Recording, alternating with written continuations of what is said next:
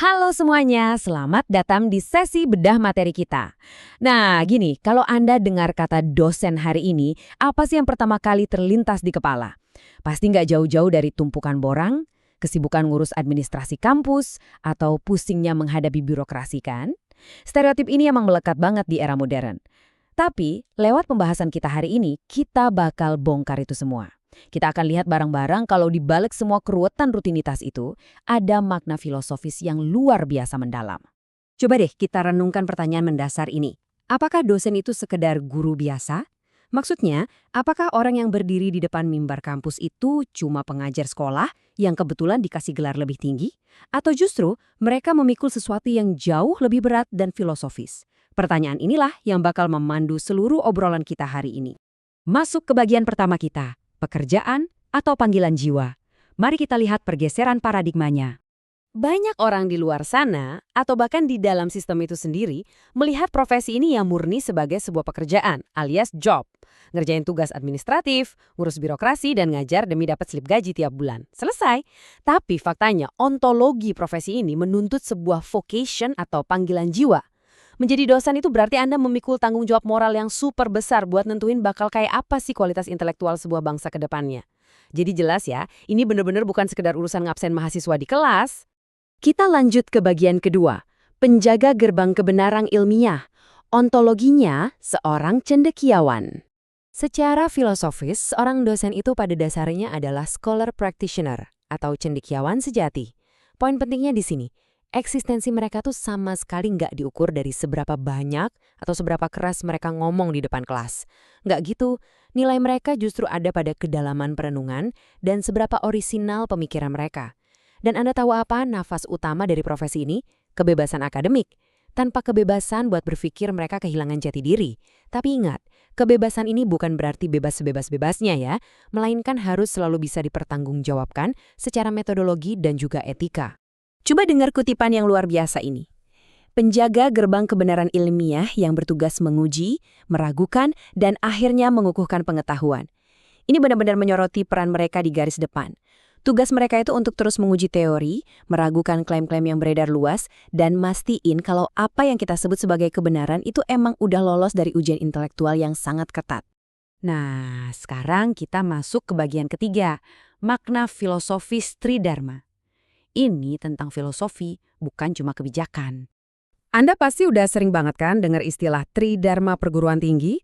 Mulai sekarang, yuk kita berhenti ngelihat itu cuma sebagai indikator kinerja atau KPI kampus yang memusingkan. Tridharma ini esensinya adalah cetak biru filosofis yang paling krusial bagi seorang sarjana. Ini adalah jembatan nyata yang menghubungkan kebenaran ilmiah yang ada di kampus dengan kemaslahatan masyarakat di luar sana. Di dalamnya ada 3 pilar utama.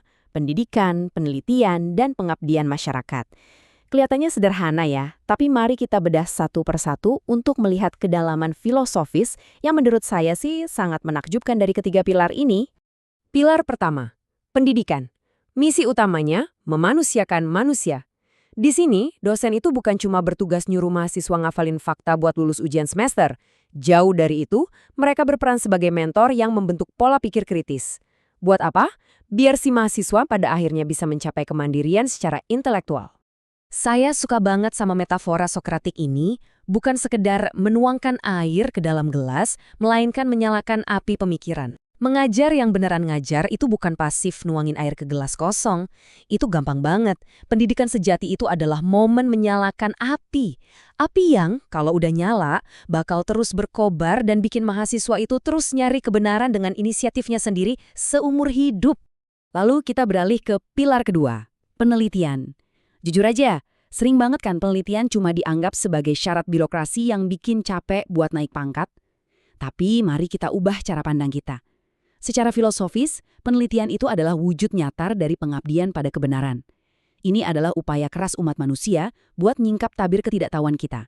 Dan modal utamanya cuma satu, kejujuran intelektual yang luar biasa tinggi.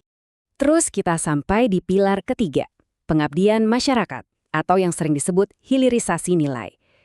Pilar ini ibarat jembatan yang super vital. Dia menghubungkan teori-teori lab yang kadang terlalu abstrak dan steril dengan realitas dunia luar yang penuh penderitaan dan tantangan real masyarakat. Ada satu poin yang harus banget kita ingat. Ilmu pengetahuan itu nggak boleh jadi menara gading. Ilmu sehebat apapun bakal benar-benar percuma kalau cuma jago di atas kertas dan gagal ngasih jawaban atau solusi buat penderitaan umat manusia. Kita masuk ke bagian keempat, etos kerja dan integritas moral. Kompas etiknya sang pendidik. Pernah dengar konsep Latin yang indah ini nggak? In loco parentis. Secara harfiah artinya sebagai pengganti orang tua. Konsep ini menggambarkan betapa beratnya beban moral seorang pendidik. Dosen itu nggak cuma transfer ilmu, tapi mereka bertindak layaknya orang tua yang punya kewajiban membimbing pertumbuhan moral, etika, dan intelektual para anak didiknya. Nah, buat ngejalanin peran seberat itu, ada 3 syarat moral dasar yang wajib dipenuhi. Pertama, integritas. Coba bayangin repotnya nyelarasin idealisme tinggi yang Anda tulis di jurnal internasional dengan kelakuan Anda sehari-hari. Harus sejalan.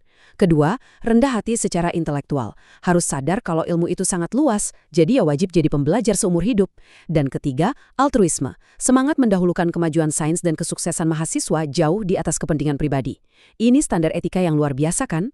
Dan sekarang kita tiba di bagian akhir, filosofi cahaya seorang dosen, tentang bagaimana mereka menerangi jalan.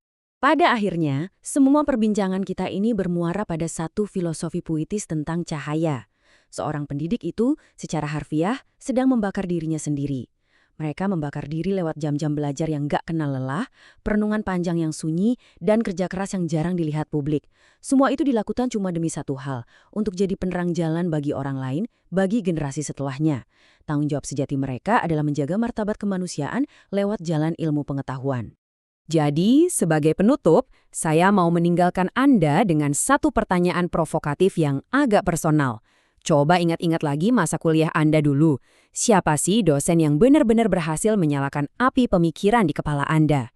Luangkan waktu sejenak buat mengenang para pahlawan akademik yang udah ngebentuk cara Anda melihat dunia hari ini.